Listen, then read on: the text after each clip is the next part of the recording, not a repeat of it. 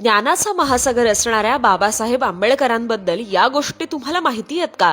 बाबासाहेब हे एकमेव असे भारतीय आहेत ज्यांचा लंडनमध्ये पुतळा आहे. बाबासाहेब हे जगातील एकमेव असे नेते आहेत ज्यांनी पिण्याच्या पाण्यासाठी सत्याग्रह केला होता. बाबासाहेबांची आत्मकथा कोलंबिया युनिव्हर्सिटीमध्ये अभ्यासक्रमाचा भाग आहे. वेटिंग फॉर अ व्हिसा ही अवघ्या 20 पानांची आत्मकथा बाबासाहेबांनी 1935 ते 36 या काळात लिहिली होती. बाबासाहेबांनी एकूण 21 वर्ष शिक्षण घेतलं आणि तब्बल 64 विषयांमध्ये मास्टर्स डिग्री मिळवली होती. तसंच बाबासाहेब पुस्तकांशिवाय राहूच शकत नव्हते. मुंबईतील राजगृह या त्यांच्या निवासस्थानी 50,000हून अधिक पुस्तकं होती. ही त्या काळातील सर्वात मोठी पर्सनल लायब्ररी होती.